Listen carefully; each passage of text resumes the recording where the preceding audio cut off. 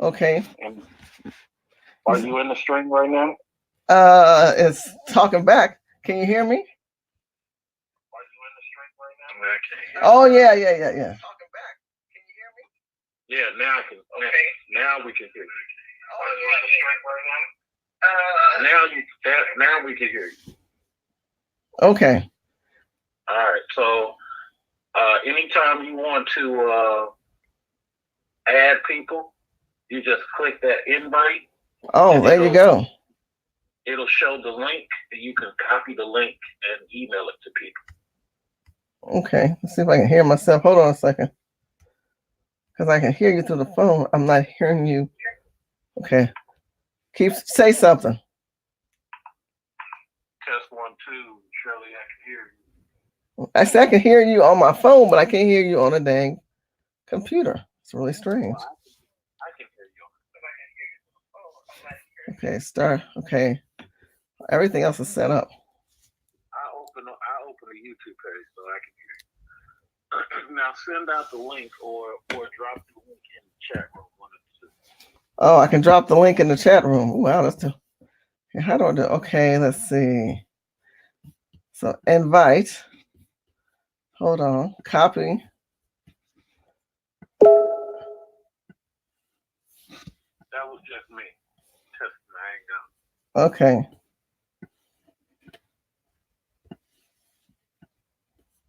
Okay, I thought I dropped the link. I dropped the link in here. No, you dropped it in private. Oh, okay. Hold on. Let me go. So that means I need to go YouTube on my computer.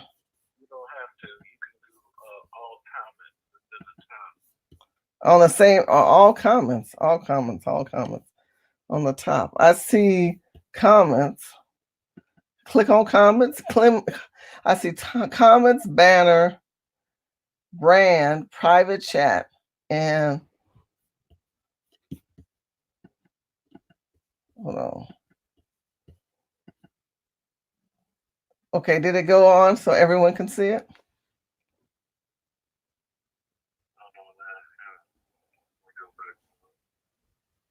Yeah, it's in there now. So anybody can click that. I'm gonna click it now.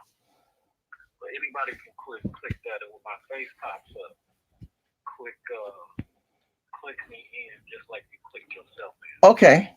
Oh, that's why I don't hear you. Okay. Hold on. Okay, so now you clicked in. I just click on you. Oh, there we go. Okay, I'm turning my phone off now. Bye. Okay, can you hear me now? Yeah, I can hear you. Oh, that's great. And you can always rearrange these things however you wish to. But yeah, you want to go to live comments, not private chat. You want to go to live comments. Oh, I see. Okay, that'll work. Okay, so you guys see my avatar. I'm with Van Jones. This is when I was in Washington, D.C. And we're trying another platform that Mr. Research is teaching me because apparently Hangout Google doesn't work like this anymore. And Facebook is getting ready to drop some of their live stream broadcasts. So there's always these new dysfunctional, functional systems that are constantly being in place. I don't know if this is a strategy to stop us from our conversations with one another. But we still have to march forward in this process. Thank you, Mr. Research. You are always a winner in every aspect of life. I've always loved asking you questions. I find you to be very wise, mature, successful, alpha black male. Only on Mondays. No, as I said, alpha black male. We love the alpha black male. Black women love alpha black males. So let's talk about the subject matter. Let's talk about Bill Cosby, Eddie Murphy, and Lizzo. Recently, as you all know, Eddie Murphy made world history. I think this is the second largest or the highest rated SNL show. For those who don't know SNL, that means Saturday Night Live had their old host and comic Eddie Murphy back on, and he was there doing some of his old skits. Part of his old skits were things that we know about, like Gumby and Pokey, not Pokey, but Gumby and Buckwheat and Mr. Rogers. All these old characters came back into place. And one of the conversations that me and Mr. Research had offline were interesting, and then we thought that we would come on and share our opinions about that. So let's get right into the subject matter. If we talk about Eddie Murphy, is Eddie Murphy relevant in today's time? That's the question I think we have to ask each other. Is he relevant in the sense of where we look at Black comics and they're toting the line of, can I say what I used to say, or can I say what I want to say, or can I say that is political correct? Those are three areas of the past, the present, and where are we really going with today's time in the concept of the voice at the table.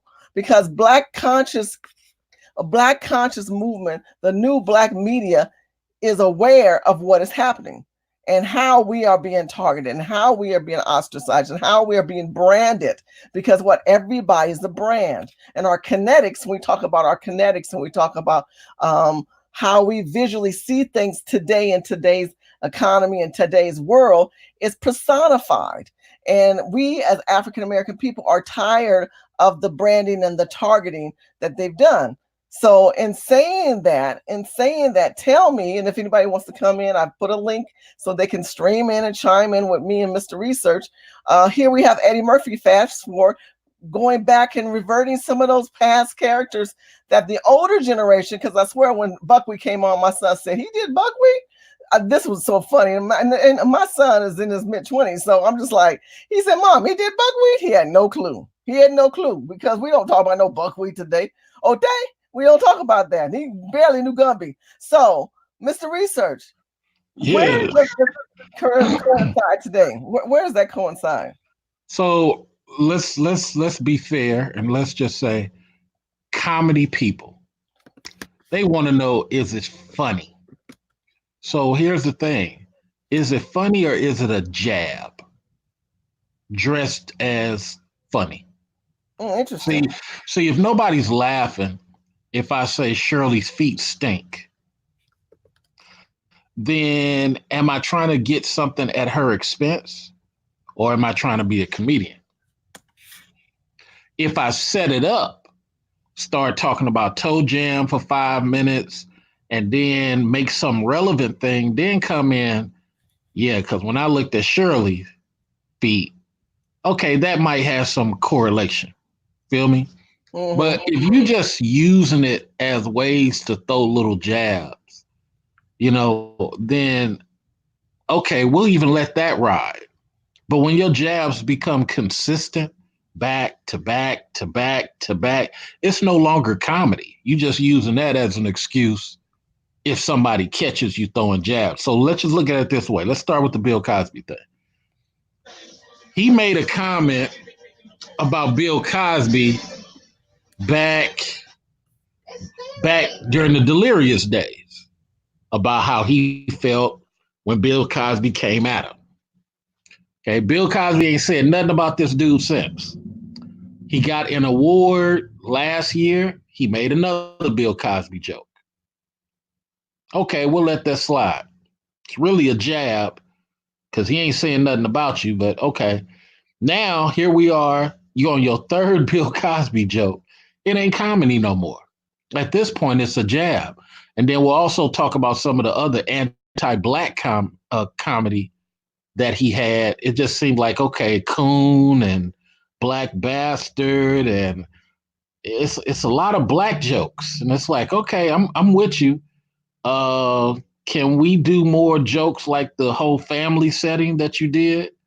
Where black people wasn't mentioned. It was just really like a whole just comedy.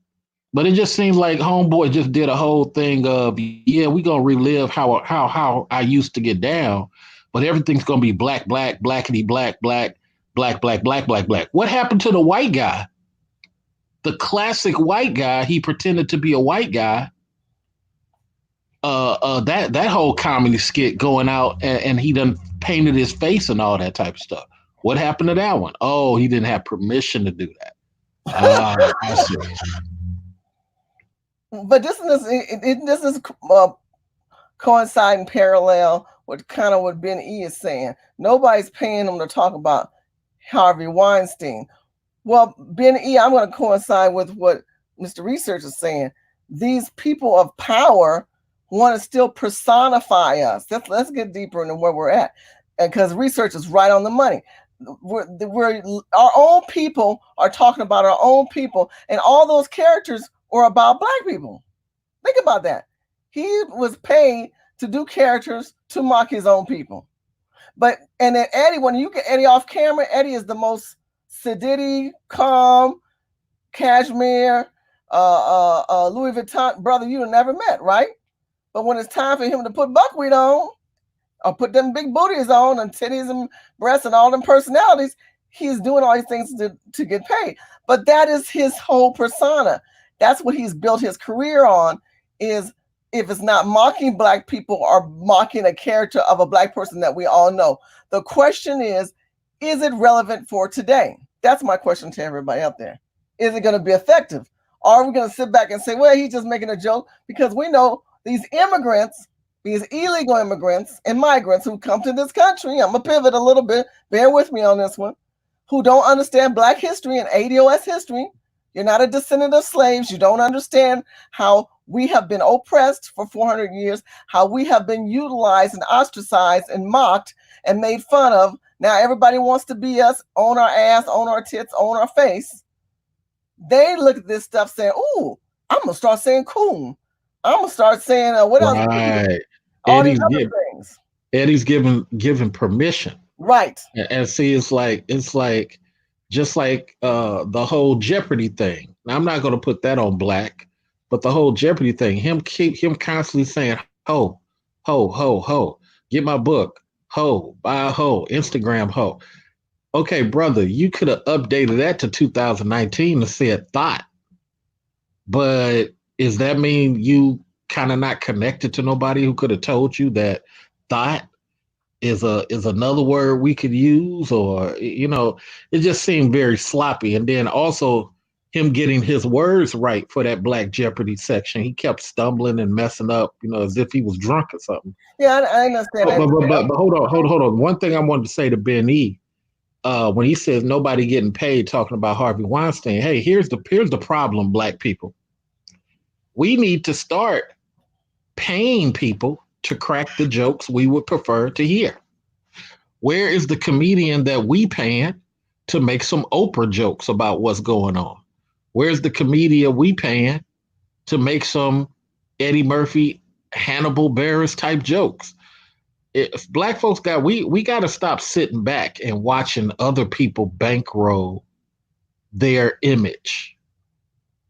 We got to go to our bosses and ask our supervisors for a little bit more money, some overtime, or maybe a manager position, so we could start making some money, so we could start contributing. I just sent $1,000 to Cory Booker, only because Cory Booker talked about he gonna speak to black men directly in Philadelphia.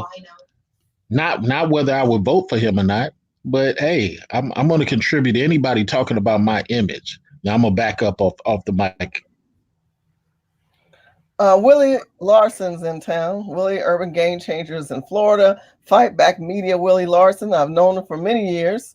Willie, we're talking about the subject matter of Eddie Murphy and what happened and how blacks are. Was Eddie's humor relevant today and how it affected our communities? And we were also talking about the constant attack on Bill Cosby. Like, they're going to kick a dead dog when it's down. How many times you going to kick a dead dog? Something Mr. Research said off camera, and I'm going to let you talk, Willie, is he said something which is so true. He said, why did Eddie start talking about his dead brother? If we all start talking about, people who are dog when they're down, Eddie, nobody talking about your brother like that. God rest your brother's soul. So, no one's talking about Charlie like that. But still, we have blacks who use these black old, and granted, this is what it's noted for. But Willie, what's your take on the matter? Well, I as far as Eddie Murphy's appearance on Saturday Night Live, for the I saw the open, and I saw the Mr. Robinson's Neighborhood sketch, and that's all. And so those I can comment on. I think we have to be super careful about being ultra sensitive about everything. I didn't really find the Bill Cosby joke in the opening that offensive. I enjoy the irony of it. If you Eddie Murphy fan for a long time, and I mean, and you remember Delirious and the first two, and the first, Raw, and how they were and how he's lived his life. I enjoy the irony of the joke. Kicking Bill Cosby, there was an irony there that I thought was, I thought was humorous. I didn't get all upset about that. And you know what? And Mr. Robinson's Neighborhood sketch, again, real easy to get hypersensitive about stuff. I enjoyed the part where obviously we were talking about the gentrification of the neighborhood. I thought that was incredibly relevant, especially from what I'm experiencing in the urban community. I thought the gentrification discussion was super relevant. Again, this whole idea, and they had a 72-inch TV on their doorstep, and it was stolen, and he stole it. You know what? Maybe that wasn't appropriate or funny, or although Willie had a 60-inch color television stolen off his doorstep last Christmas. I had that happen to me. You know, it might have been Eddie. Well, I think it might have been Eddie. I think Willie makes a good point, but respectfully, Willie admitted he didn't hear the coon references, and Willie didn't hear the black bastard references, and Willie didn't hear the hoe references.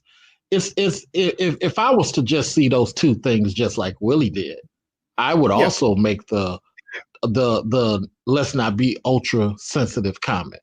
But when you conflate all the other things of coon, black bastard on another skit, and then the whole thing on another skit, it's like, bruh, they nobody else was able to write a vegetable joke. Nobody was able to write a gentrification joke. It had to be at the expense of. But let's take what Willie said at face value. Okay, so if Bill Cosby did what and let's look at this mathematically. If Bill Cosby says something to you before you did Delirious, and you say something in your show, Delirious, about that incident, then you say it again on another show. Then years later, you say it again for the third time while you're getting an award. And you make your fourth reference on the SNL show. At what point in time is it a jab? We're still referencing. Go ahead. You're right. It's probably a jab, because what we understand about it, because none of us were there. At the beginning of Eddie's career, Bill Cosby is supposed to have gone and not like the way that Eddie worked blue, because Eddie worked super blue early on, and of course Bill Cosby never worked that way. That he said something to him, and Eddie's been telling Bill Cosby to shut the F up for his entire career. It's kind of been one of those ongoing bits where, what he tells Eddie, he tells Bill Cosby to shut the F up. Now, what's interesting about the reality of it, as time went on and Eddie stopped doing stand-up, became less blue, and that's when he became more popular, and that's when he became the rich guy who can afford 10 children. So ultimately, if you look at it holistically, Bill Cosby wasn't wrong. He wasn't wrong. But the bit has that they've had this ongoing beef for a long time now. Are they having this ongoing beef? I don't know. My guess is probably not. I don't think it's Willie. I don't think it's a they thing, because you would have to have Cosby to say something back after all these years. Well, he wasn't going to. That's not his. Okay, well, that's what I'm saying. Well, let me ask this question. His publicist did make an announcement. This is the first time his publicist did counter back on this joke. So his publicist did say that they weren't too happy with what was said, but They didn't defend it, but they don't want this old man attacked. He's 80-some years old. Find another dead dog to kick. That's all I'm saying. You got a lot of material out there.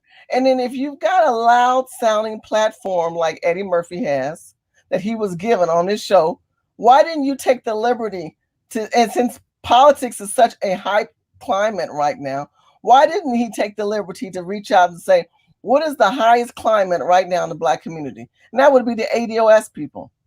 Why isn't he listening to the ground? Where was his handlers in understanding things that would have been more relatable and more connectable to the conscious community? And if he did something, I would say if he didn't talk to Chris Rock, I think Chris Rock and I believe that what's the other man's name? I think those two would have did it totally different. Not Tracy, the other one. So I think Chris Rock would have been someone that would have been more conscious, and I think what's his name was been more conscious.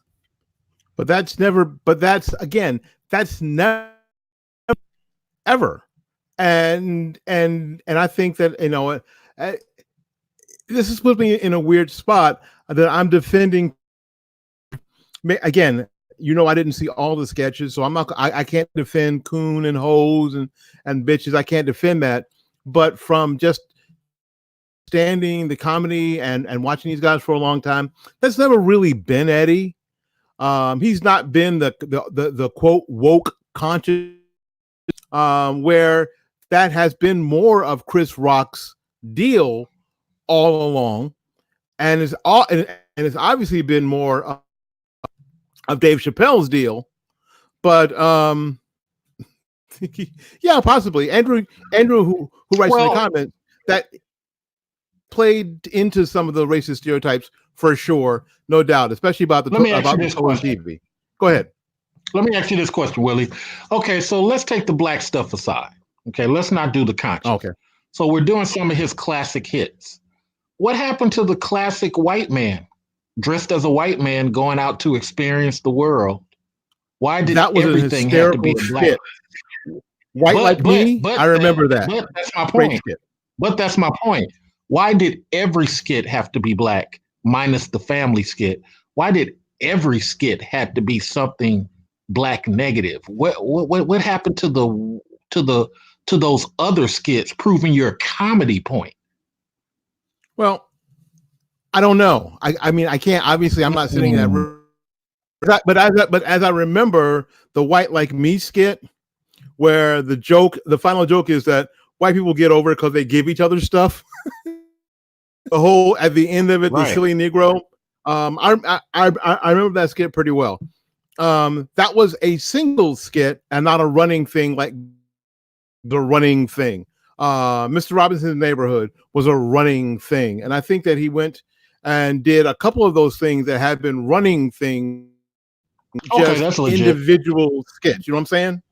Things that people and will I remember. Have to agree, Willie. I think that he was addressed by so many people of, are you going to do this character and that character? Because I would see his off interviews with preparing for the show and prepping for this show. And so they did ask him, are you going to do Gumby? Are you going to do Buckwheat? Who's going to come back? Is Buckwheat coming back? All these people, they wanted to see. So he did all the ones that were most popular. Like, again, when Buckwheat came on there, Willie, Douglas was like, oh, he did Buckwheat? I mean, that's how antiquated this is.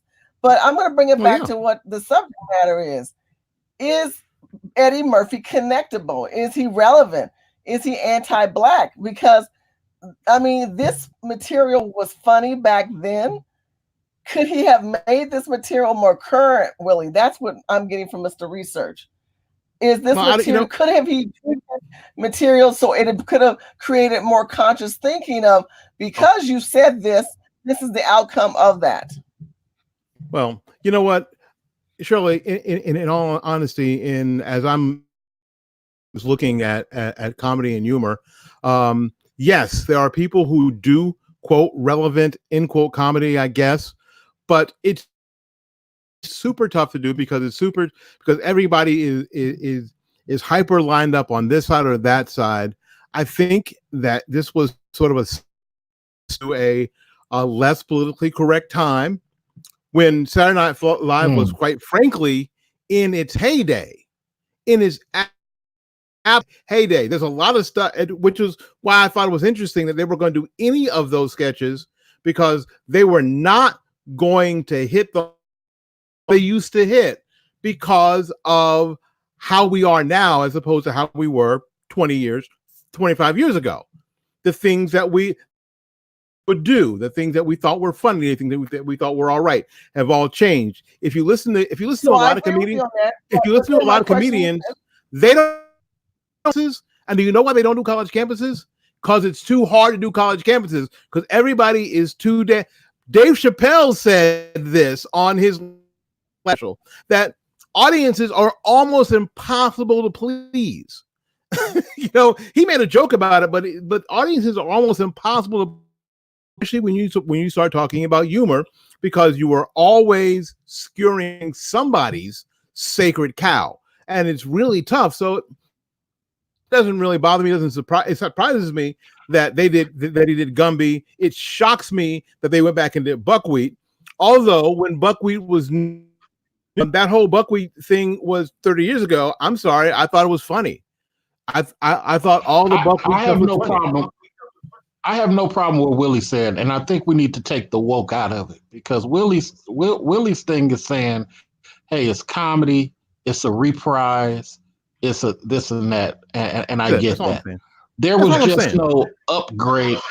There was just no upgrade to the skits. No, the skits and you're right. And you're absolutely right. And I don't think there was any upgrade intended. And I wish I had said it better. That's exactly right. There was no upgrade. There was no updating. Hey, listen, Eddie Murphy is back on Saturday Night Live. And if you remember Eddie Murphy from 1984, Eddie Murphy is going to be on Saturday Night. Now, Ben, he may not be connected to you, but he's connected to my 1984. My 24-year-old self said, that's funny. Yeah, maybe there's nothing wrong with that. Maybe that's who that addressed to. And then, there's no defense for Ben. Let me go on the defense for Ben. And I don't know Ben, but I think what Ben is saying is he not connecting to us? I think Willie's point is connecting is off the board if we hold Willie's premise as true, that it was all about revisiting 1984. And my only pushback, I'm gonna let you speak, Shirley. I'm gonna let you speak, but my whole thing is, even if that's the case, as a comedian, you do rewrite for the sake of upgrading if it's all about comedy. But I'll yield the microphone on that thought. No, I'm going to let you guys continue. I mean, your points are very valid taken. I think that we're all dissecting this because of the climate and the sensitivity of it and the emotion that's being driven in this country. Again, I respect where you're coming from, Willie. I'm going to slightly pivot more towards what Mr. Research is saying. There is a responsibility of wealthy Black people. This Negro's wealthy. This is a wealthy Black man. This is the man of the 1%er. This is the man who's now sits at home and got 5 kids. That man can make 25 more kids and never go broke. So this is a man who, to me, as a Black person who has a voice in the Black community, because you're coming up with Black American, right? Coming to America, part 2, that conscious community are going to go after that film. They're going to go after those actors and say, look, you guys are not bringing relevancy to today's time. Because let me say this to you, gentlemen, and I'm going to shut up on this note. I have noted to state that, or say or understand, that in television and in music, in very conscious political hype climates, the voices of the people were always transcend in those communities. For example, if we talk about music, war, what is it good for? Absolutely nothing. Say it again. Okay. So we always had conscious lyrics in our music. Do we get that today? No, we get bitches and hoes in different area codes. Fast forward, now we have television, Black film and television. How do we see Black people personified in film and in television and music? We talk about sex, drugs, and we talk about these elitist Black people, these ratchet housewife Black women who are not conscious women, who I'm going to go ahead and put myself as a woman on a limb and tell you, for me, I don't find them any intellectual stimulation of watching any of these housewife women. I just don't. So Black people are failing Black people. So we would assume someone of Eddie Murphy's level, who has been off the grid, who to me should have been looking at the ground since you're off the grid and connecting with the ground. So when you come back, you got fresh ground, right? You done planted your soil in the new fresh ground. Because anybody who knows when you plant, you cannot continue to plant your seeds in the same soil because you have pulled all the nutrition out of it. So you would think that he would have took those seeds and gone to some new soil in the ground, which I don't think he did. And that's why he wasn't fresh and relevant today. Okay. Here's where nobody is who is listening is going to like me, which is where I live my life. The mistake that we make as a community is that we look to these people who are quote famous or out there, and we look to them to do these things and be these other people other than they are. The idea is, and me personally, I've always taken this viewpoint. Actors are paid to act. Please entertain me. I don't really need you to do anything else, because anything relevant, anything important for the community, quite frankly, if I ain't gonna do it, then I can't expect anybody else to. If I'm not going to say it, then I can't expect anybody else to say it. Now we're in a wonderful position, much better than any other time in history, by the fact that we are here today on this forum, being able to have this conversation. And I don't need those ratchet women on the Housewives of Atlanta. I didn't need the good times and the if you're going to talk about something that was nightmarish, the good times, nightmarish. First of all, I didn't like the regular show, and the reboot was nightmarish. I want my comedians to do one thing for me. I want them to make me feel good for the time that I'm listening on my watching. Now, when the jokes don't hit, they may not hit for any number of reasons, then I'm disappointed. But I didn't expect Eddie Murphy to do anything else, quite frankly, than what he did. I was hoping that he'd be good at it. And I only saw the open, which I thought was, Dave Chappelle, Tracy Morgan. The Tracy Morgan joke about I made my money on the road and I got hit by a truck. That was hysterical. Those jokes was good stuff.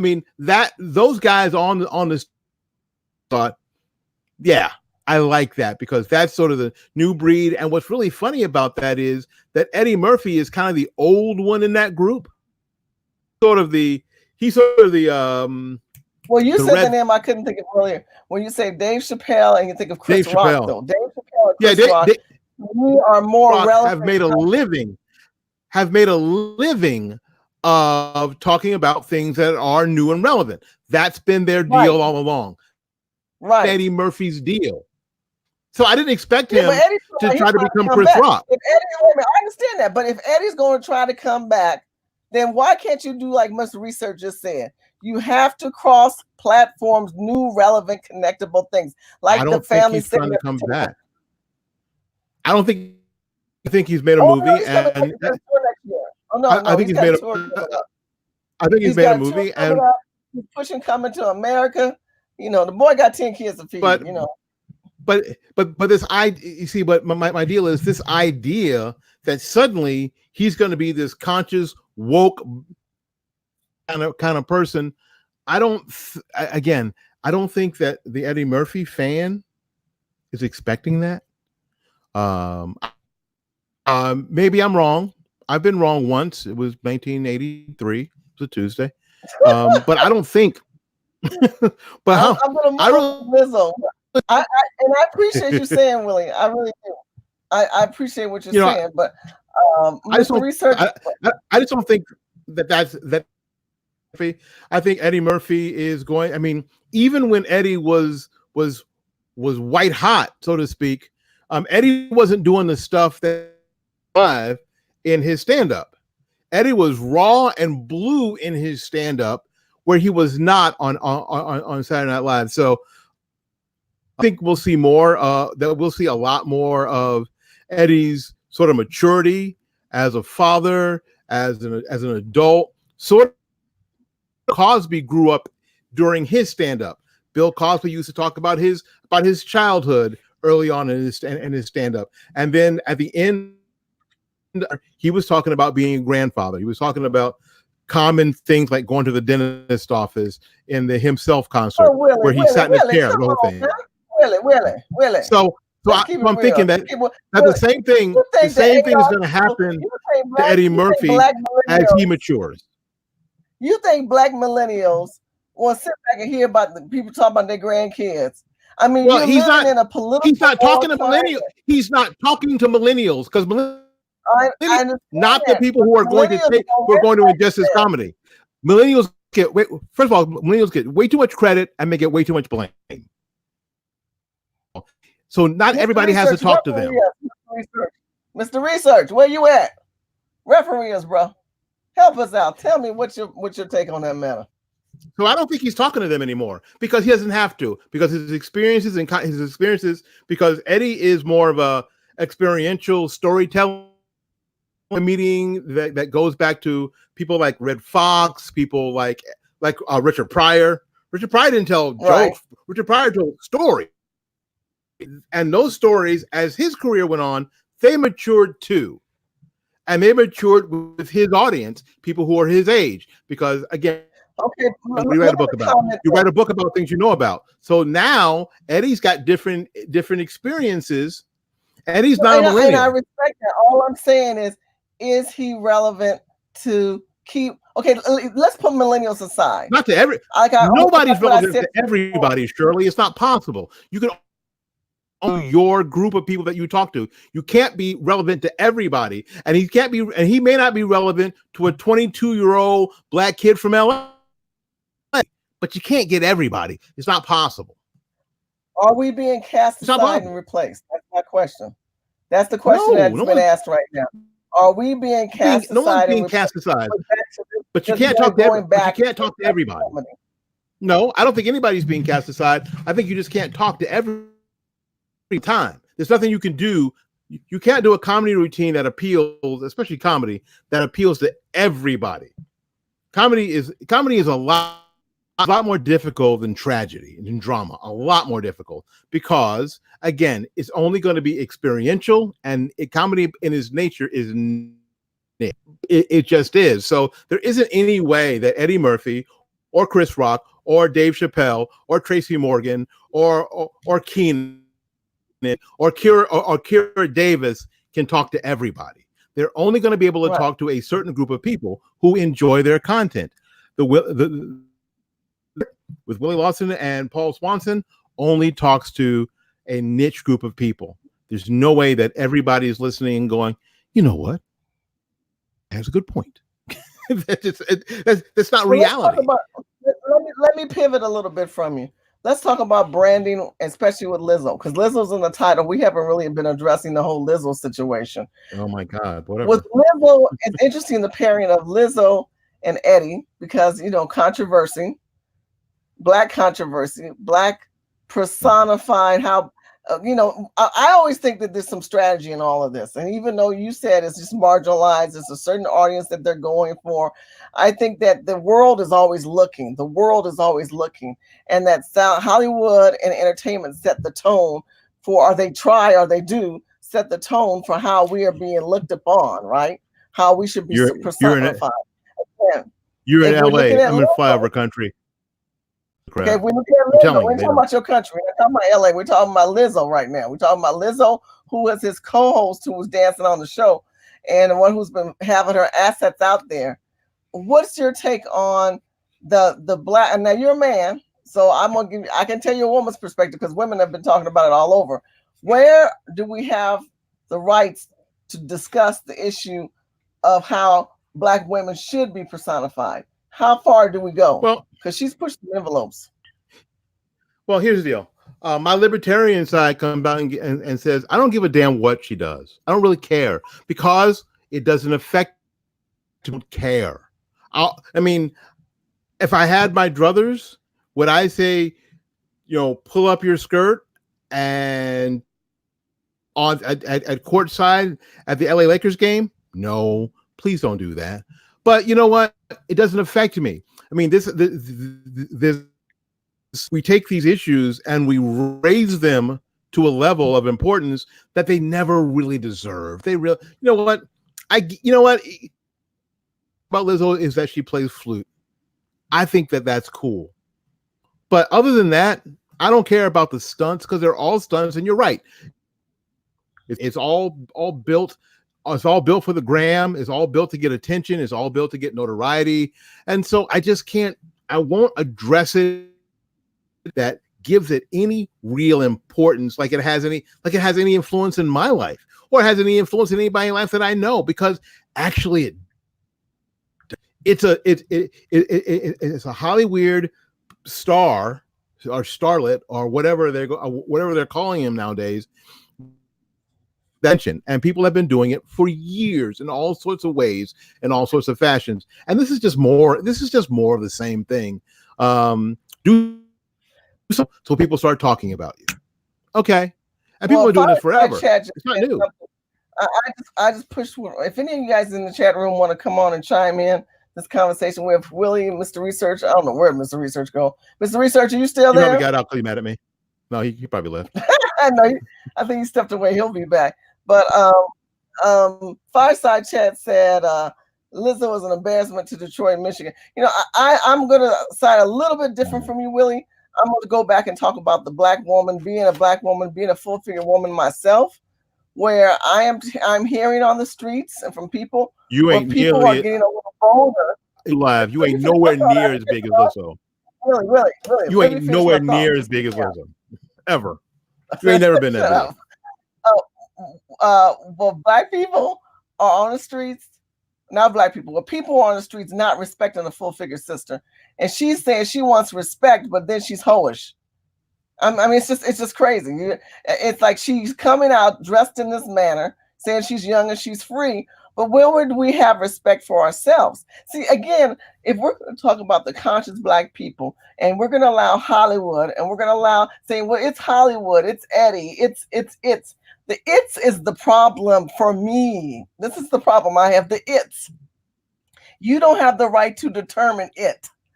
Our people are tired of you dictating the it's. You're not talking about relevant subject matters. When we used to use these platforms to get our voices across, they're not doing that. These platforms are anti-black.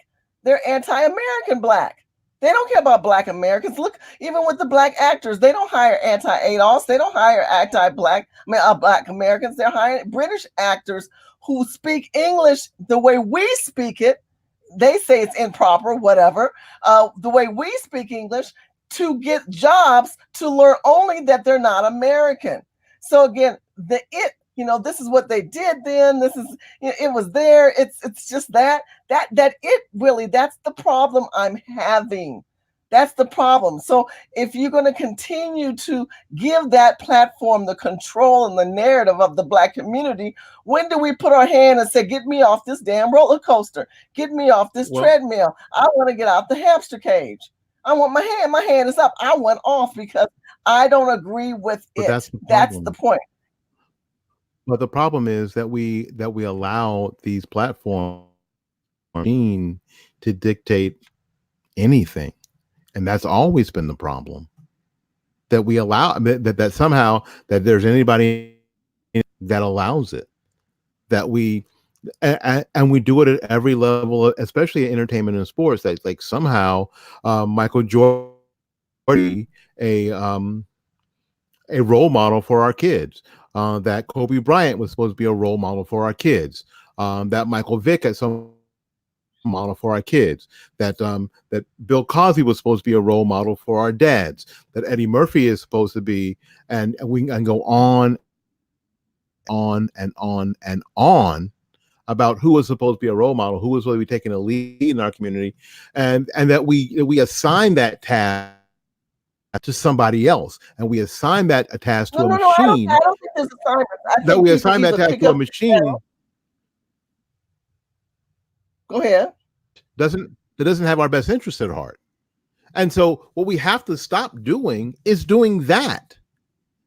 Is stop assigning any importance to what Hollywood is doing and the people who are involved in Hollywood, or people who are involved in the entertainment industry as being having some sort of connection to what happens in Detroit, Michigan, or what happens in LA, or what happens in or Norfolk, Virginia. The fact of the matter is that we are abdicating our social responsibilities to have our best interests at heart. That's what we have to stop doing. Because when they fail us in some way, disappointed. And now there's controversy. For some people, Eddie Murphy had failed us. What? He didn't fail me. Or that Lizzo didn't fail me, because I don't care.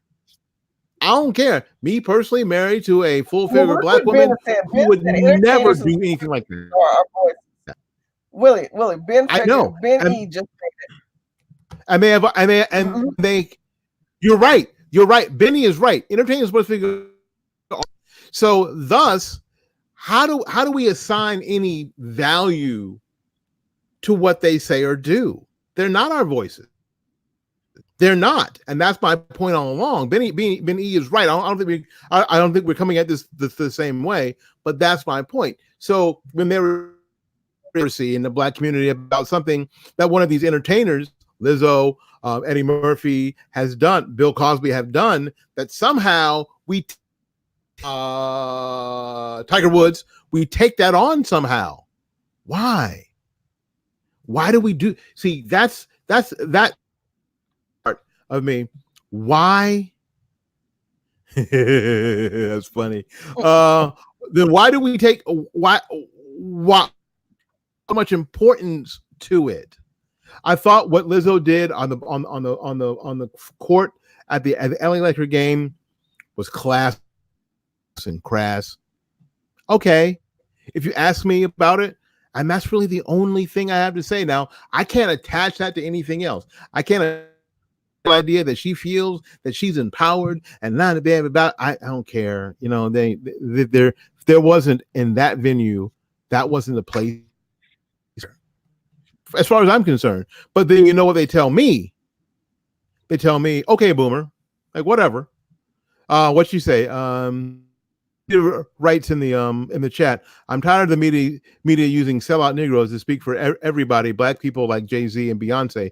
We need people like Shirley who. Well, I don't disagree, but you're right. It's the media that makes these people hyper important when they're really not. It doesn't really matter what Lizzo does. It doesn't really matter. It doesn't matter what the women of the House of Atlanta do. It doesn't matter. But isn't media setting that role? Aren't they setting that pattern, that layout that is being promoted? Think about it. It is. Now she's got Woman of the Year. And unless we as Black women and Black people and Black family, especially ADOS, African American descendants of slaves, Black people who are part of the foundational Black people, unless we sit back and say, look, you are not getting approval from us, they will still drive narratives. Can we not all agree with that? Can somebody give me some thumbs up and agree with that? Please share. Well, Thank sure. you guys so much for joining in, by the way. It really makes a lot. Fireside and damn. Stop going to her concerts. Stop buying her CDs or her downloads. Stop watching it on YouTube. Them out.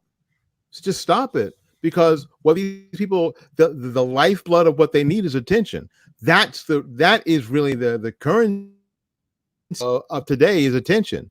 So the idea is, if you can not, because let's see, I've not bought one Lizzo download. I've her videos on YouTube. I have not seen one of her videos on Vimeo. I don't watch anything she does. I just, you know what? Occasionally, as I'm I don't something about her. I just keep moving. So it can be. So you can ignore it. What? Oh man, you old. Whatever. Call me old man. You can say, okay, boomer. But you know what? You know what I do know after 59 years? I'm not wrong. That if you get whatever you give your attention, grow. I'm not wrong. Whatever you give your attention to will grow.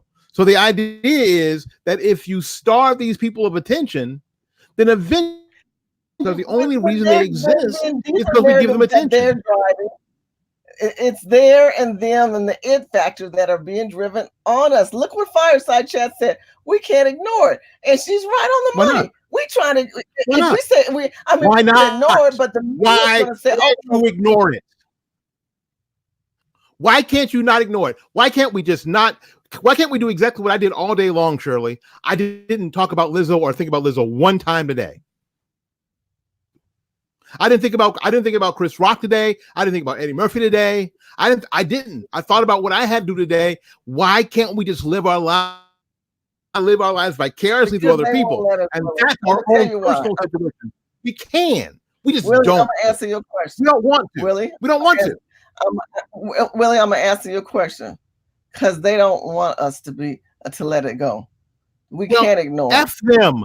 F them. You know what? I don't because if have to do what they how they I don't have to do what they tell me to do. I don't have to think like they tell me to think. I don't have to. I can think like I want. You can think like you want to. My head. The bottom line is that white America wants us to be seen in such a manner. Damn, if it has to do with brutality, it has to be with the OK buckwheat and the Gumby jokes and how you got black man still incarcerated. Your number one Negro got taken down, and we're gonna bring that back to your attention.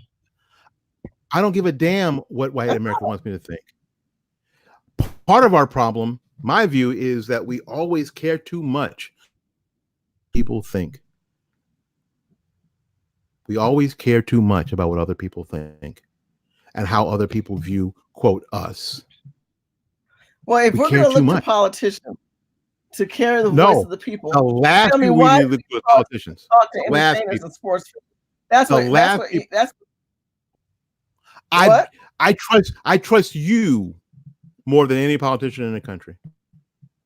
Right, but you're a special man and I'm a special woman. They don't want the special people. They want the passive aggressive Negro. It's easier to really care what they want. Negroes in front of the masses than the people with real voices. So in saying that, they're going to pick the politicians, are going to pick the entertainers and the sports figure because they write the checks and the money. So there's people who write checks and monies that push narratives. They push narratives. Of course they do. And narratives aren't necessarily the voices of what the people want to hear. And it puts them in a pivot hole.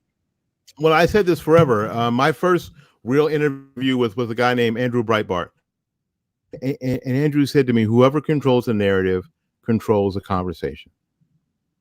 And he's not wrong. But we've got that we don't have to buy into the existing narrative. The idea is that we don't have to buy into the existing narrative. My existing narrative, and neither do your kids either. It's possible to do. Now it ain't easy. Our kids, first of all, our kids are very unique. They're more intellects and they're more woke because of their parents. What about the sheeps that are out there? What about the sheeps? And anybody understand what I'm saying? Let me clarify that. I mean, people who go along with the master. Whoever sets the tone. Always been there. Hold on, Willie. Let me finish my thought. Let me just finish my thought, and then you can chime in. Let me finish my thought. There are tone makers in this country who set the tone, who want to bring back the Eddie Murphy types. All you gotta do is throw a lot of money on the table. Let's offer this Negro $50 million to get that nigga out the house. We're gonna get him back on stage. We're gonna have him shucking and jiving. We're gonna have him rolling in the aisles like Roland Martin, dancing, asking for barbecue and hot sauce on the Breakfast Club. We're gonna bring all those Negroes back to let Negroes, descendants of slaves, realize y'all need to know your place. So we're going to bring Eddie Murphy back. Could this have been another hidden agenda? That's all I'm saying. To bring the old Negro back, which is which is anti-black, because again, these are black scenarios, typical scenarios of blacks of the past. And I'm with you. I'm not disagreeing with you. Hey, it's just a relic of the past. He could have brought more forward, but in most cases, take it for face value and let's move on. But is this a pattern that we're going to see more in 2020? Again, the Lizzo type. Let's go back to bringing that era of that big black woman with the big ass. And don't grant you, her ass ain't round, it's flat, it's square, and she's always throwing your ass in your face, and she thinks that's her talent now. Now it has taken her to a level. I don't see a flutist. I don't see a woman playing a flute. I can't even hear the girl sing. All I'm waiting to say, watch, she can't wait to show you her ass. It's a show. That's what we get with Lizzo. And so now you have white people or people you might pass, a woman with a big derriere who gonna look at your ass because she's saying black women have asses, and you're right, they do.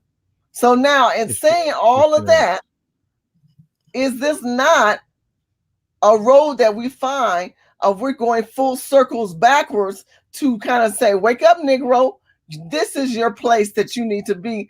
And the conscious community, let's take millennials out of it. The conscious community, which derives of all ages and aspects, are saying enough is enough. And we want to talk about relevant times. And Eddie could have taken this platform, which he's been given, and made it more relevant, and he didn't. That's all I'm saying. A couple things, and I'm going to have to head out.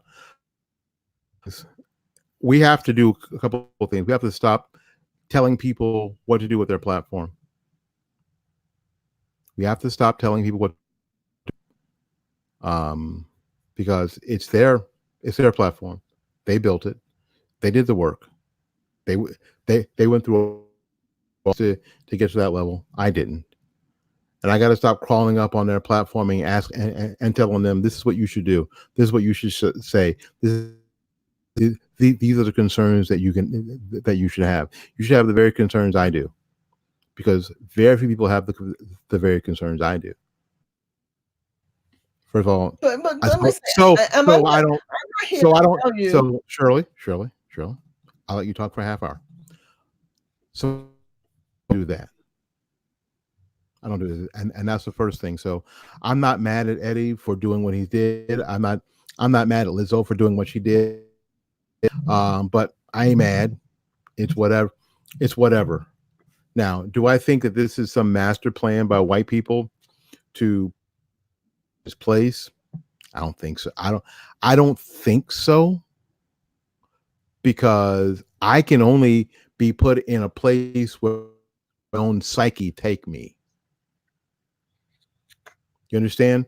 I can only I can only be put in a place that I take me.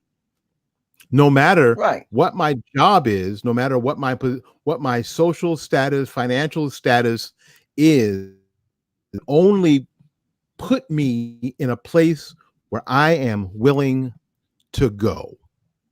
So if I am willing to step and fetch it, Negro status, because I'm willing to go there in my brain, that's one thing. Now you can want what you want. You can treat me like I'm there, but unless I want to go there, you cannot make me go there. You can't. That person. And this is what we need to start teaching our kids and teaching each other, that we have already, and I've said since I started talking, we have everything in our community that we need already. We don't need help. Not all of our communities need help from the outside, because we have enough guts, we have enough brain power, and for the most part, we have enough finances if we use our finances in the right way. You've talked to Boyce Watkins. You're friends with Dr. Boyce Watkins. You know that we have incredible economic. We have all the tools in our community that we already need. So a lot of the stuff that happens around us doesn't necessarily have any, and it doesn't matter how they are coming at us with it. It doesn't even matter if indeed our mentality and our mind and correct. As long as we're correct, then we sort of make ourselves impervious to believe that we should be. Because it doesn't matter, because Shirley, both of us have faced, harsh criticisms for our political stance. And a lot of times complete and unwarranted. But you know what? Why we haven't changed is because in our own mindset, we know where we are. We to where they want us to be. You can't push me to Uncle Tom's status because I don't vote for every Democrat on the list. You can't push me to call me that. No matter how much you treat me like that, you can't push me there. You can't. And you know what? And I don't think I'm that. I'm not a special person. I'm not. Willie, I think that you're a special person. I appreciate but it. I think special like I short bus have the right to agree. Like short bus special. I do have the right to say this much. I agree to disagree to an extent with you. I think that there are powers that be that are driving narratives of how we are personified or how we should go back and know where our place should be. Now I know maybe I'm a skeptic. Maybe I'm thinking more of a different way than you're thinking, but it's just too many things I see where they're losing ground. They're losing ground with the Black community voting for Democrats. They're losing ground with thinking that we're just going to go ahead and just vote for anybody, and that we need to get back to be the stepping and fetching, like Fireside Chat said. That's what the audience they want us to go back to. I'm sorry, that's what they want. Well, they can, and so, but they can. My point is that I don't necessarily disagree with you, but they can want any damn thing they want.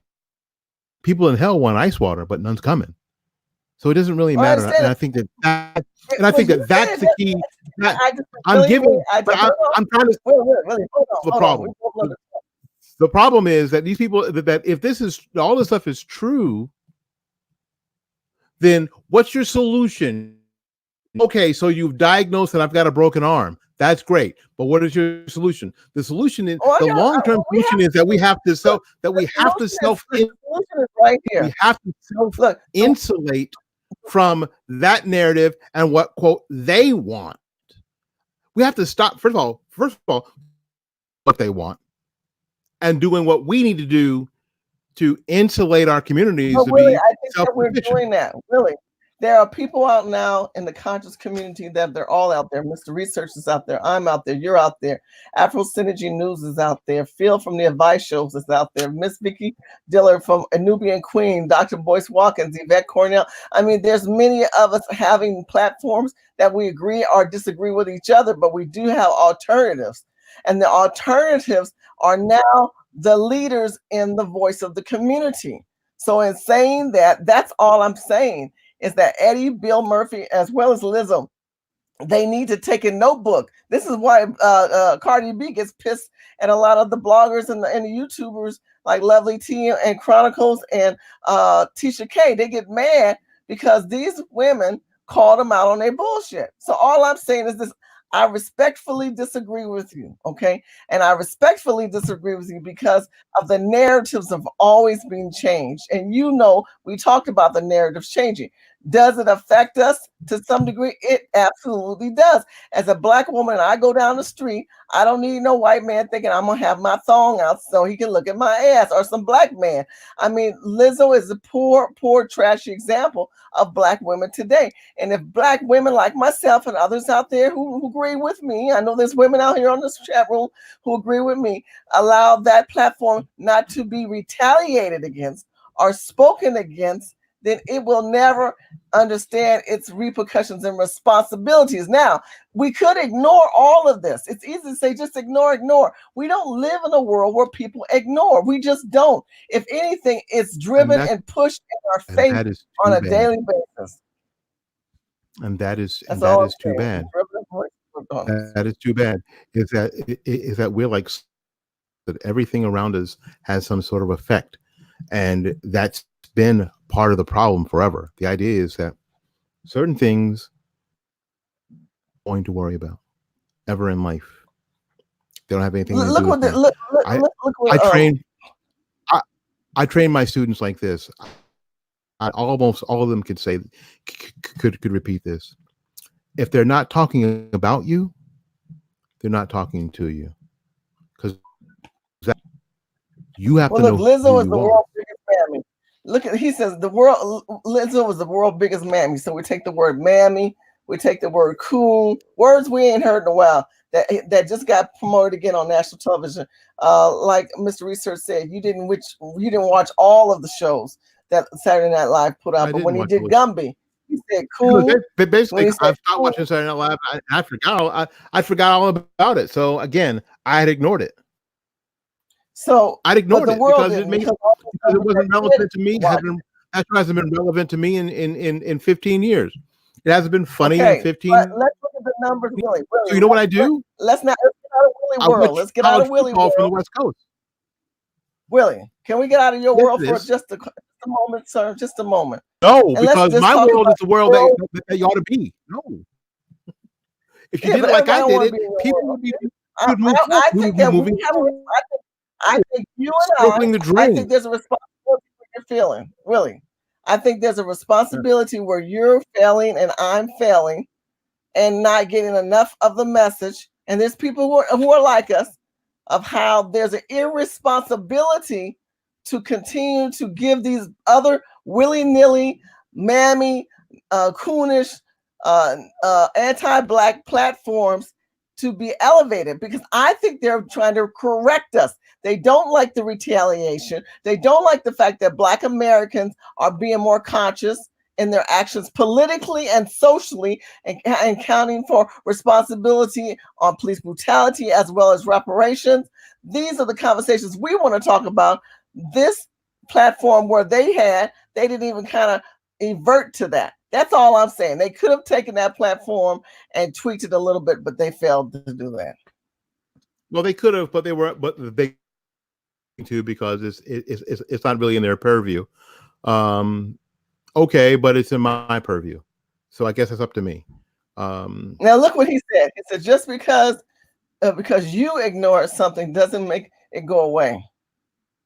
Well, I'm going to sort of respectfully just start talking about today's culture.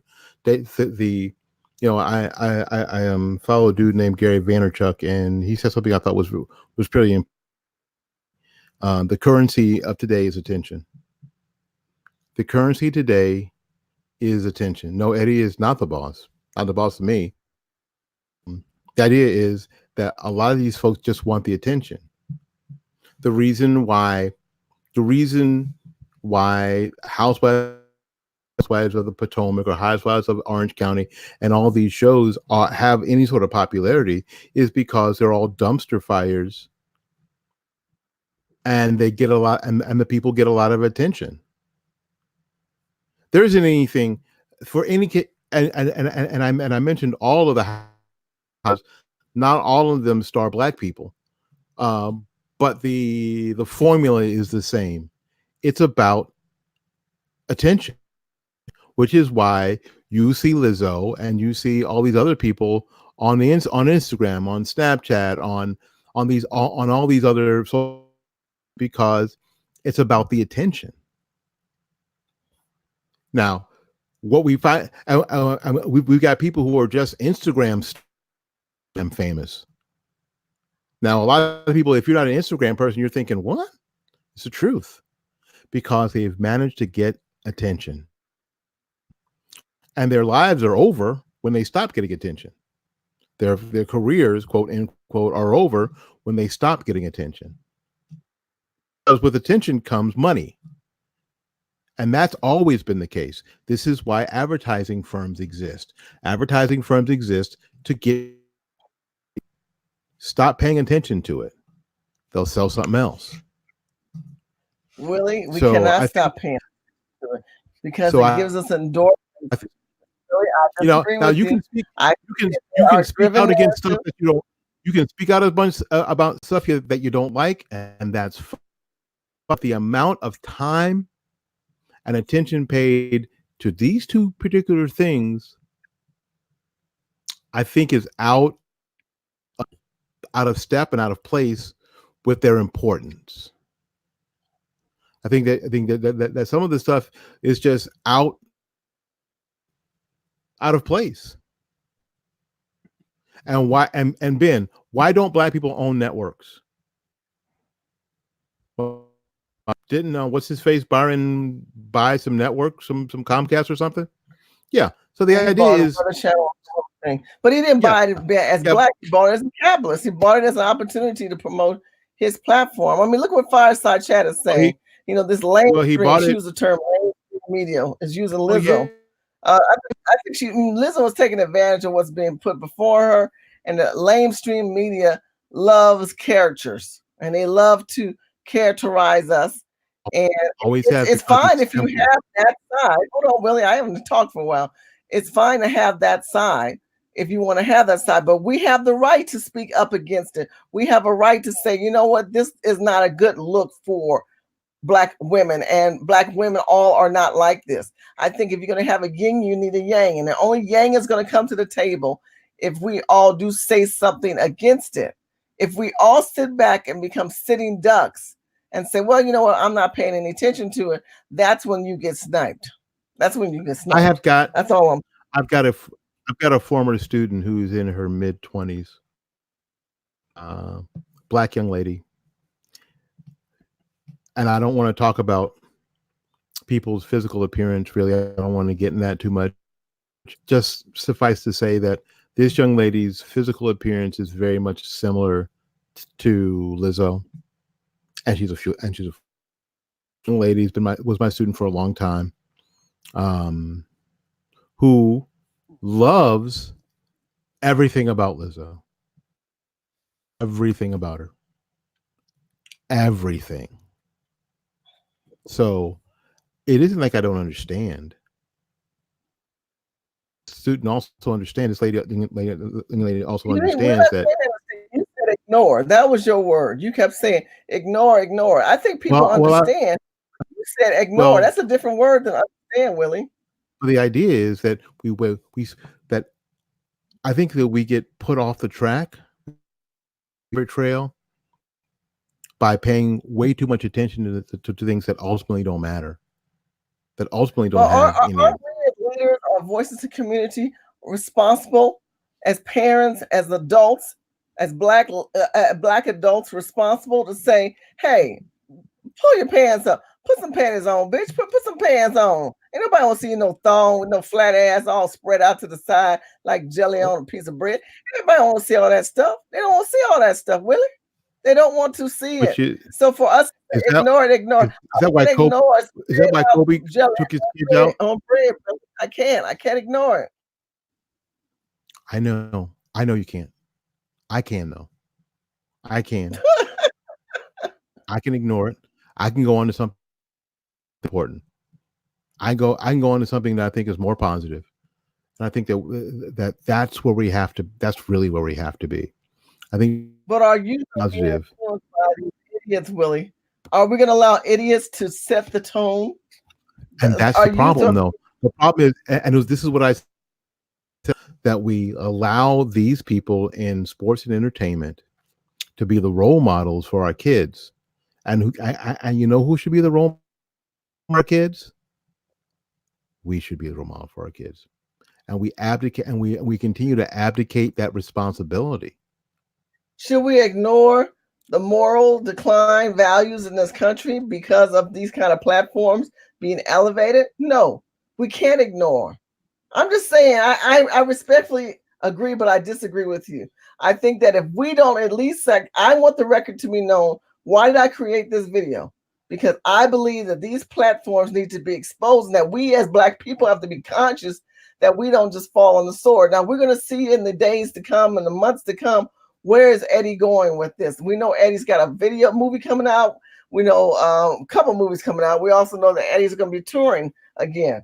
Is this going to be part of his spiel? Because if it is, I believe he's going to get backlash in the audience, which he's not what if Eddie knowing that's going to. What if Eddie just tells jokes his dick like he did when he was 22? What happens then? What if he packs him in and every joke is about his penis? Like it. What happens then? Where's the outrage? Because he's not taking the same platform and the same direction he should take. I don't think Eddie Murphy gonna talk about his dick. He might talk about how he produced them. I believe that Eddie that I don't think that that's the issue. But I I'm think talk about his dick. about Why? Because that's talking what about- made him famous. I'm talking about if Eddie Eddie Murphy's Murphy going to talk goes on about his. and he starts talking about Go ahead. black people like he did in those old kind of minstrel relic ways. And again, I understand what you're saying as far as that was just Saturday Night Live. But if we're going to do minstrel relic ways and not be conscious of using your platform to talk about relevant ways, you're going to lose people. You're not going to get the money that That's Dave not Chappelle his damn. That's not his damn job. His job is to entertain me. That's not his job. That's your job. That's my job. That's not his job. Now, if he decides that is cool, that's awesome.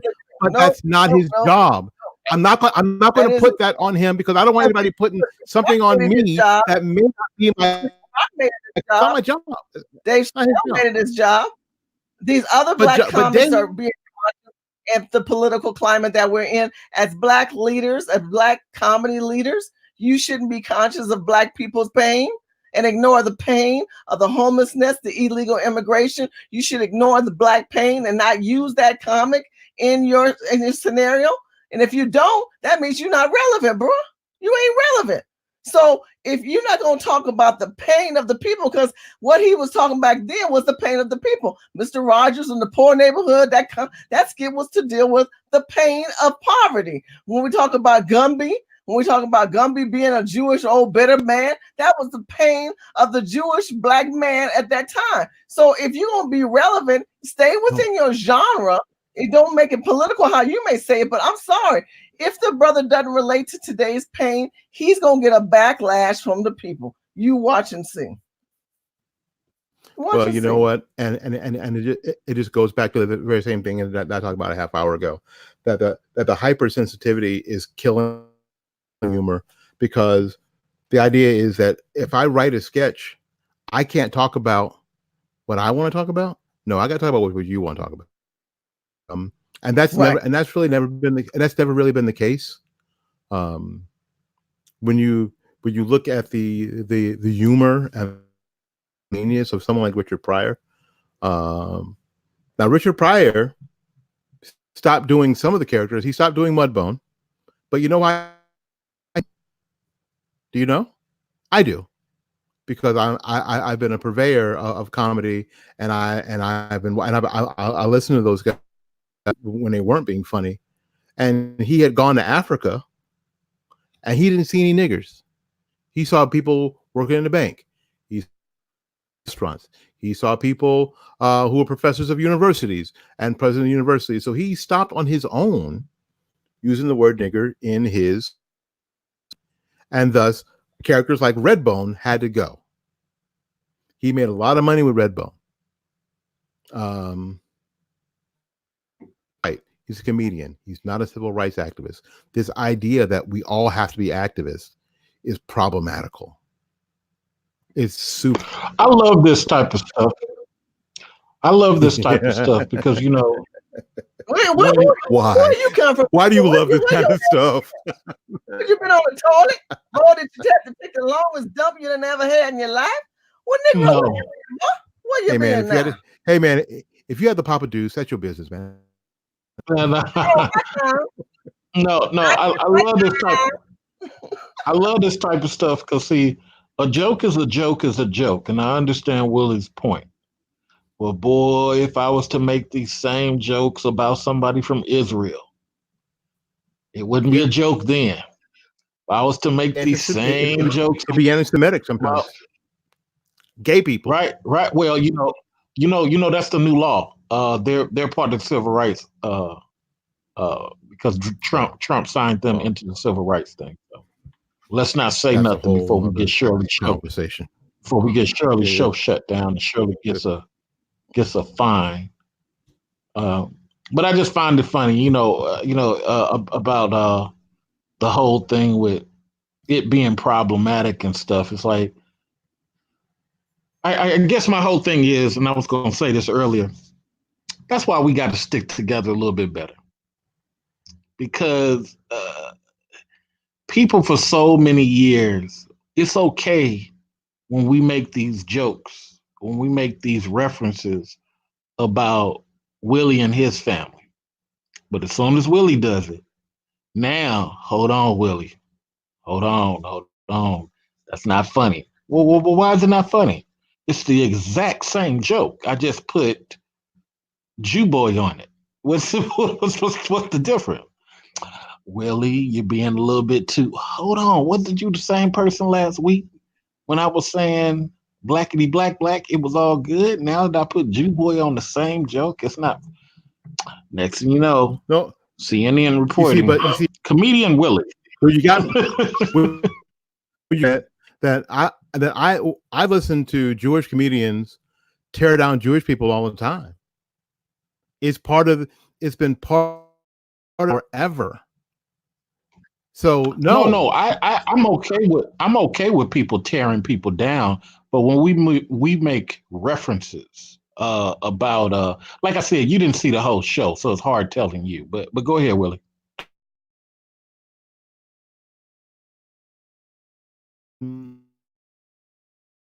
There you go. So no, if I'm looking at you talk about Jewish comedians spend a whole bunch of time talking bad about Jewish people. So no, me personally, nah, I don't really have. That wouldn't bother me all that much, really, because I understand that they're talking to their own community. They think they're talking to their own community, and it's not that big a deal to me. Frankly, maybe I'm not as sensitive as I ought to be. I'll give you that. Maybe I'm not as awake. Maybe I'm a little bit too much Uncle Ruckus for a lot of people. Maybe I am. Well, I think when you take the neutral mindset, which is a great mindset to have. Let me be honest. As a human being, that's a great mindset to have. But that's also where I call them anti-blacks, irregardless of their skin color. That's also where the anti-blacks have a foothold, is the person who's super neutral.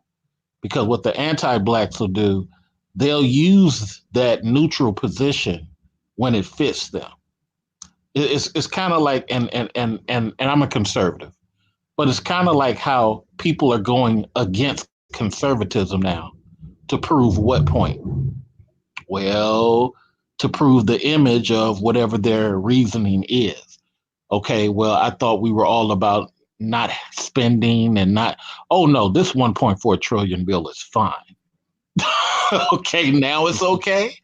You know what I'm saying? So now we're not being consistent. So going back to the joke element, we're just at a climate, Willie, I believe, to where, especially when you said not as woke as maybe you should be, we're just at a climate to where we have so many non-African American exposed people who don't even know that German shepherds used to be used to sick on people. We're at a position where we have so many people who have who were born after Clinton, and they just didn't know that, cops used to go around and just club people. So sometimes promoting certain images in this climate has a ramification effect, just like when you had these Arab immigrants who moved to the country and urinated on one of their black fellow students during a football game, calling her N-word. Well, where did they learn some of this stuff? Through that TV. I think that's just my hope. Are we on Lizzo yet? Yeah, we talked about Lizzo, but you can bring it back to the table. Let me address what you just stated, though. And first of all, thank you guys so much for live streaming. As many of you guys who've been consistently watching for the numbers that I normally get on this show, which I'm very grateful for. Pam, for Fireside Chat and Emmett. I thank you so much for for Ben E. Thank you guys for your comments. I know I'm not saying these names right because you guys, you don't never pick normal names like Betty Brown is watching right now, Tom Miller. No, it's other stuff like Noper, thank you so much. And Noper, I love that name. My name is Noper. That means nope. My name is Ben E. And well, I feel like Ben 10. You should have said Ben 10. I could have related to that one because my kids were doing the era of Ben 10. If you don't have kids or sons, you ain't gonna never get down. But thank you, Ben E. I appreciate you online. And also we have Fab Elition Unlimited One. Yeah, I ain't gonna try it again. Brother, FA, I love you, F1. I'm just gonna call you F1. You much easier to say. My name is F1. That means fuck you, number one. I don't know.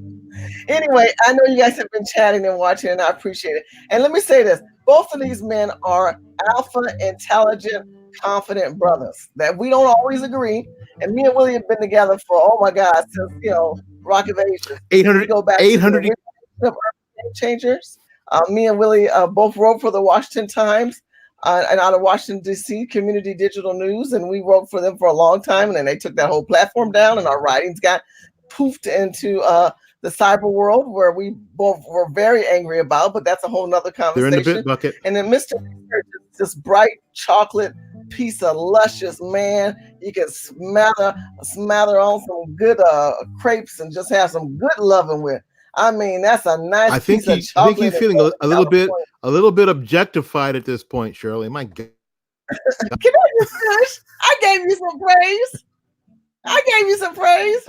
But you're married man. You married a man. This man, he's single. And there might be some sisters out here. Need a good piece of chocolate to lick on Tuesdays, on Sundays, and Mondays. That's all I'm saying. That's all I'm saying. Let the single brother, let me praise the single, educated, alpha, intelligent, confident Negro. They ain't talking about bitches and hoes. Are you This is why brothers do not believe in me too. Go ahead and talk, Shirley. As Willie plays his guitar, I want to go back to Lizzo's situation. Willie's not a big Lizzo fan, neither am I, but Willie says she has the right, Mr. Research, Willie said Lizzo has the right to explore herself in any manner that she please. We're going to end this on a high note, but I'm going to give 15 minutes less, 15 to 10 minutes before we end, so you guys can hang in there with us. Can you just tell me, what did you think about that? What do you think about that, Mr. Research? Well, if I wore a black shirt and I took my penis and put it in a what's that comedian's name? Barat. If I put my penis in a big yellow thong and walked out to the NBA court, I would be arrested. Oh. But I'm glad that our ladies don't have to experience none of that type of stuff. And they're able to go do what they wish when they wish. Willie, what's your thought on that one, Willie? Back to, Lizzo, I wish she hadn't done that. It wouldn't have been my choice. But you know what? Attention is what they want. Attention is what she got. So for Lizzo, quite frankly, it's worked out. Yeah, she got some backlash, but you know what? For the people who like her, like I said, my former student who thinks that Lizzo whatever, she didn't have any problem with it at all.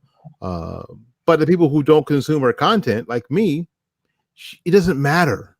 She doesn't matter because I'm just an old grumpy Uncle Ruckus boomer, so it doesn't really matter. Maybe that's what I'm gonna do. Maybe I want to start a blog. I'm Uncle Ruckus, and I don't care. I just don't care. Let me ask you this philosophical question, Willie. Okay. Go ahead. So let's say when a person like a Lizzo says that they don't care and they're going to do what they feel like doing and they're an independent person, do they have the right to say black people help me if white folks attack them? No. You put yourself out there in a place. You put yourself out there in a place that you said you were in, and then you really didn't care how black people were going to be perceived, because at the time you were only thinking about you. Come back to me. Don't come back to Uncle Ruckus over here and now ask for my help to defend you. Because my feel is, first of all, if all the things are true, you don't need me. You're fine. If you believe what you did is right, then you can defend it.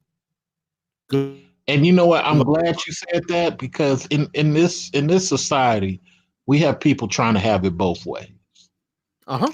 It's the Stephen Clark in Sacramento disease, where you say all this anti-black stuff while you're kicking it with your Korean woman. And then when you caught up, now we're supposed to march. Yes. That's a weird space. That's a ridiculous idea that all the time that you've been kicking me and you've been kicking my kids in the head all this time, and now when you caught up, we're supposed to come to your no other reason, frankly, than my skin tone is like yours. We don't have anything in common. And you've told me for common. I've never believed we had anything in common. But now you want my help. But you ain't getting. It's like, it's like Christmas. That's the problem. That's the problem I think a lot of us have in this day and age when we talk about some of these topics. Where do we draw the line? Where are we unity and where are we super individual? Because the problem I keep seeing, and I go back to the whole black woman at the beauty salon argument. She may drive by 3 different all black-owned beauty salons to get to this one Asian salon. They treat her wrong, and then she wants to go in front of a TV camera talking about, look at how they treated me. And it's like, oh, okay, all right, but what about okay, we'll come out here and we'll risk our jobs, we'll risk jail, we'll risk our reputations to sit up here and say how you got treated is wrong. And then the next day, this person, or the next week, this person's right back at the same nail shop. That's exactly right. Which is why I'm the person who a lot of this stuff that's supposed to affect me, I ignored. I'm worried about and the people who live where I live, and making sure that we have what we have while you were away going to the bathroom, taking a dump, or whatever you were doing. I talked about what we do here. We've got everything in our community that we need already. We already do. We have the intelligence, we have the drive, we have the economic we need. If we would decide that we're going to use it in a proper manner. So no, people, again, like you said, who are laid up there with that Korean woman the whole time talking bad about black people, and now you get caught up, and now you need my help, or Vietnamese nail salon and get treated like dirt, and now we're supposed to come out and protest these people when you could have decided economically to make a different decision. You had that choice. It might have cost you $3 more at the all black shop, but you could have done it, and you should have done it. And maybe now you know that you should have done it in the first place. But to go out and again risk my freedom and my reputation for what? Yeah. You know what? I want to answer some in the chat. Go ahead, Willie. No, and even even coming out as conservative, sometimes that we face a lot of pushback and resistance from people who look just like us. But I thought that because now I'm being upfront that I need, first of all, that I need white folks to come and defend me because I'm holding up, quote, it's the last thing I need. That's the last thing I need. I told white conservatives all the time, listen, can you do me a favor? Me? That would be really good. That would be very helpful. If I'm going to be myself, if I'm going to be independent, if I'm who is singular of thought, that I can do this on my own, that I am a free thinking person, then I've got to be ready to deal with any of the circumstances any of the pushback that I get from being a free thinking person and a free acting person. That's my libertarian side slipping out again. The more Now, libertarian also, I get. Is that bad? now also, no. Also, I'm a conservative person, but I feel that what I'm witnessing is a lot of people who said they were conservative are no longer conservative. They're clicking up together. I told the conservative, I told a bunch of Republicans, I said, it's that. Yes, I told a bunch of Republicans, I said, it's at the point where we're hearing too many Republicans make anti-Black statements. We help you during the military, all of your military ventures. You buddy up with Russians or Polish people or whoever because they have the same skin tone. And then when they turn around and put a knife to your neck, then you turn around and say, fellow Black American, help me. It's a very confusing conundrum that sometimes people put us in because you're not respecting the fact that we're assisting you. And that goes for Democrats too, especially Democrats. Well, yeah. We talk about that. I'm sure I talked about that before. This whole idea that now you want my help. That talking about Black issues before was pandering, and pandering is bad, right? That pandering is bad when you can ignore 13 or 14% of the American population and its concern. And when you address them at all, when you even talk about them at all, that's called pandering, and pandering is bad. Right? But of what a lot of scientists say are less than 3% of the American population, and you can give them days, and you can, in civil rights bills, and you can make laws, and you can do a lot of stuff for that population. But for 13% of the population, talking about their issues is called pandering. Someone made a very interesting comment on my show where they said, Democrats are okay with passing bills that will instantly free up money for immigrants coming to the country. But as far as ADOS, they only want to talk about a study.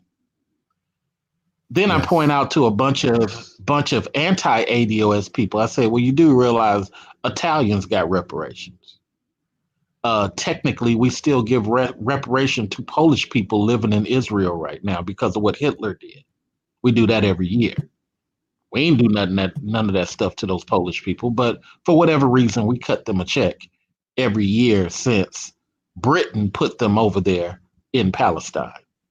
1942 map, you can go look at the 1942 map of Palestine and you'll see how it changed into an Israel map. So it's just a weird thing how people want to selectively pick things that are melanated today. Oh no, let's not do that. You guys should be independent, free thinking.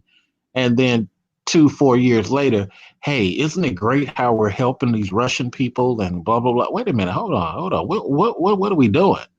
I guarantee you this, Willie, and I know this is a side note, but when we have our next Pearl Harbor, I guarantee a lot of people are going to run back to their own country, and we're going to be expecting the homeless Americans living up underneath the bridge because of NAFTA to take arms and fight for the country.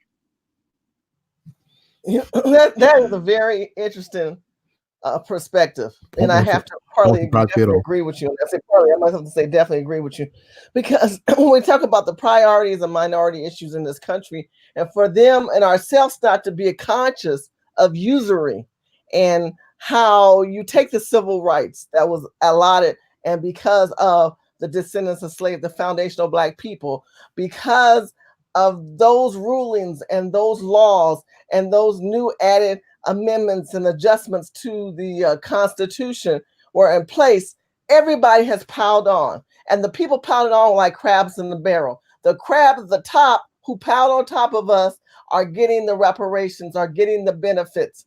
But when it comes to dealing with the pain of issues that could occur which is what you just said, like a new Pearl Harbor, whatever the case may be, that could occur. They're going to grab the crab on top of the barrel. It's going to hop off into where he originated from. Oh, I'm a blue crab. I'm not really part of the red crabs. I'm a blue crab. I'm a special blue crab, but I can do like all the other crabs because I'm a crab. In the meantime, they dig deep in the belly of the whale, and they might pull out a lobster or a crab they didn't even know was down there because he's so under the whale that he's so down at the bottom. He's so last on the list.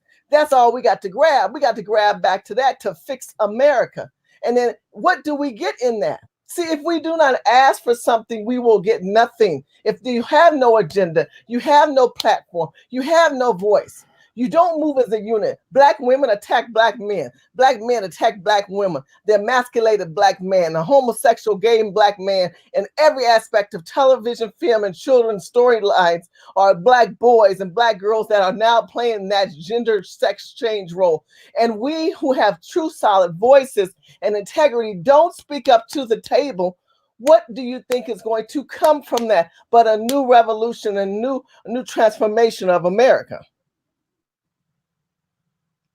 That's all I'm saying.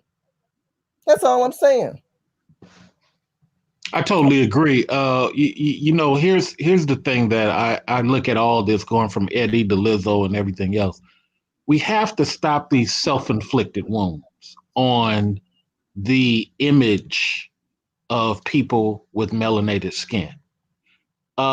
Because now we have so many people pretending to be black. I called out Rebel Media some time ago for taking a black Canadian homeless guy, getting him a haircut, buying him some suits, and then he would make these anti-USA black mini commercials. And then when you research this guy, he was some hair-pressed guy living on the streets 5 years prior in Canada. Well, you don't even understand what people go through. I mentioned to somebody else earlier, I have five certifications in the field that I'm in. But when I appear with my black skin, some people are just thrown off. Now, I try to overlook it. I try to be a human being. But let's be honest, some people like hiring people and things that make them feel comfortable. And if this unqualified person who they'll train or spend 30 days trying to train to get to my level makes them feel comfortable, there's no mechanism in the EEOC powerful enough to say, no, you can't do that. Why do we have situations like overqualified as a terminology for human resources when the whole point is to get the most qualified candidate? It is a very weird thing that's happening in America. And I guarantee the reason I bring it all up, they're going to ask black people once again to help fight the fight once it all backfires. And I agree with you. Willie, what do you say on that? I'm going to give you gentlemen 3 minutes each. We're going to close out. I thank you guys so much all for chiming in. I normally don't do live with guests, but like I said earlier, Mr. Research has brought me to the light of understanding that StreamYard is much easier platform. This was an easy platform. If you don't do Streamline, I said, check it out. You know, I'm not getting endorsed or powered by as far as sponsorship, but I thought it was much easier to work through the older platforms like Hangout, Google, and they didn't write you a check and all those other ones. They didn't write you a check. I know they don't cut me a check. They don't, but they made it easier for me to share an idea for we can cut checks. They should write you a check. They should write you a check. Everybody wants to know. Willie, give your last thoughts on this matter and how can we reach you? I'm looking at the clock. I'm only going to take about 2.5 minutes. You know, the idea is that we have to start having these conversations that are real, that are substantive, and that we aren't all just patting each other on the back, high-fiving each other just to agree, because it's better, you know what, to agree and to appear unified and not really be. I think the idea, these kind of conversations are super important, because moving forward, what we have to learn is we have to take that. I believe we have to take that idea that sharpens iron. Now we are all in some sort of ideological lockstep or lockthink, but you know what? We're all willing to these really important conversations about these things, and I like that we can do that, and I like that we can leave it. And you know what? And no one's going to leave this conversation, kick the dog, or go outside and cuss somebody out. We're not. A lot of us are going to think about what got said, what we said, and what other people said, and we're going to consider. And it's like anything else. You want to eat the chicken and throw away the bone, but hopefully everybody is better because of it, and that we can continue to have. And I think the thing is, like, and I'm going to give myself a minute, that if we can start having these conversations, my view, in our community with people, we start insulating ourselves against the things on the outside that don't necessarily have our best interests for our community at heart. Tied up along political lines, red and blue, way too often. And I think that that's part of our problem.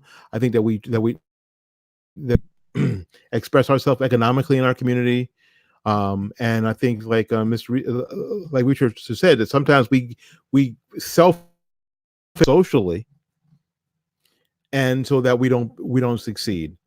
These kind of conversations are the beginning of that healing medicine for what ails. This is the medicine that ails our community, that we've got to be able to lead and participate in. And that's my minute. I yield back my time. All right. So research. Go ahead. So on my time, I say to everybody listening, look, I'm a very Black first thinking person, only because I see how everybody else is sticking together. I went in for a physical one day, and Caucasian lady just came out the blue and said, boy, these Filipinos are taking over this hospital. You see, what's happening is a lot of people are sticking together under whatever flag they came to America on. And they don't care if their flag brother or flag sister is qualified. They're pulling them in, while we still are holding on to what we were taught. Hey, you got to be the best. You got to be this. You got to be that. Everybody else ain't thinking that. The Black woman's daughter is not even getting hired in the office anymore. The Black woman's daughter is being pushed out into man jobs like security, warehouse, construction. The Black woman may have been working at the same place for years, but her daughter can't even work in a receptionist because somebody from another country who just got here three years ago is now taking that spot because their flag person is in HR. The same thing for these dudes. Black dudes don't like to hire Black dudes. They'll help everybody else, and then those people in return will help their people. I don't think they do it purposely. I just think they do it under the comfort of, she feels like me. He feels like me. They graduated from the same college. They're from the same country. I'm going to help my people. I think sooner or later, and if you look at these offices, you're starting to see it. Your children are not being allowed to work at the highest level, even as a person coming in as an intern, let alone a part-time. And I think that those of us who have made it, we are forgetting that fact, because now our coworkers are Pakistanis, Indians, and every other person except the children of our previous coworkers. It's all going to backfire. Everybody can't work a low-level job, but we're all going to be fighting for these low-level jobs very, very soon, because NAFTA has backfired very severely. As it relates to Eddie Murphy and Bill Cosby and Lizzo and all that, we're destroying our Black image. And we think it's funny just because we're currently getting the bag. But just because you get the bag today does not mean you're going to have the same type of bag 3 or 5 years later. You might need unity then, when you look around and you're the only black person at the whole building. Remember, there's only 4 people that work in all, 4 black people that work in all of Google. Only 4 black people. I want to thank you, gentlemen, so much for being on board. I will definitely try to come back again live, you guys. We're moving towards, Christmas. We're living in a time, especially, I'm going to pull California on this one, because me and Mr. Researcher in the state of California, they don't even like us to say Christmas. They don't like us to address how we were raised with family, God, and country. That's just the way America seems to have us on the trajectory towards in this country under the regime of what is happening in California and nationwide. And California is one of the main platforms of entertainment. And I think we have to take both gentlemen that are yielded their time gratefully right now, these last 2 hours, which I'd never planned on being on that long. But I think we just wanted to, we know that a lot of people are off work right now, are about to get off work and going to be out for a couple of days. And if you do have this video, please share it. Please click the like button. Please share this with your friends. Talk about this subject matter, because, how do we personify ourselves? How are we seeing ourselves? How much will we allow the other side to control the narrative? That's all. Willie's right. People do have the right to project however they want. But I'm going to stand with Mr. Research more so and saying, look, here you have a responsibility as an African American, and a responsibility. I'm sorry, you guys, they carry this title, they get the checks, and white people pay attention to them, and they in these people's mind and foreigners' minds, as well as white America, this is how black should be personified. No, they shouldn't. And then when we have someone of good merit like Bill Cosby, who's pretty much dedicated his career and gave you good quality networking and work ethics, and has a trauma that happens in his personal life, everything else gets tossed to the wayside. And I think there's some merit to that. There's something connected to that. If we agree or disagree in this chat or in this video stream, I think there's a conscious awareness of the manipulation of a culture of people from one side to another. But at least stay awoke. At least stay conscious. At least stay in a moving formation. Remember what I always say on this challenge. Do your homework. My challenge to you is to do your homework. What is that challenge? Learn how to play chess. Learn how to play backgammon. Learn how to play Monopoly. Because in somewhere in that game, it's part of this conversation and it's part of life. Thank you all so much for watching the Shirley Hussar Show. Make sure that you follow Urban Game Changers. Our website is coming back. Make sure you follow Mr. Research on YouTube. He is a sharp brother. He has a lot of things that he's constantly saying. Go ahead and follow his channel. Again, as a classy chocolate black man. It doesn't say chocolate. I added that to his name. So you can type in "as a classy black man" for wisdom. You're going to get that. Willie Larson is just Willie Larson. The brother gives you it raw and real and keeps it simple. He's the Willie Larson. Ask Willie anything. Willie asked that question. Y'all can see Willie was talking more than me. Some of y'all were like, Shirley, shut Willie down. I cannot shut Willie down. And stop telling me that Willie needs the Butter Biscuit Award. Willie does not get the Butter Biscuit Award. Willie gets the award of being able to at least get his point across. We do not always agree. And we should not, as a people. We should always have different sides of the battlefield that are being addressed. But in the end, we all come together. The biscuit butter people are the people who are deflectors and are against our people. That is not Willie. So you got to understand where that biscuit butter award goes to. And it's not me or Willie or anyone on my platform that I bring on. So let me clarify that in this chat room that talked about butter biscuit earlier, though it was very funny. It was funny, but I get where you're coming from. So anyway, I appreciate you guys. I love you so much. Thank you for your chats. Thank you for chiming in. And thank you for the questions that were asked. Let's see if we can do better and want better for ourselves in the future and keep our heads held up. God bless you and talk to you guys soon. Good night. Good night, all.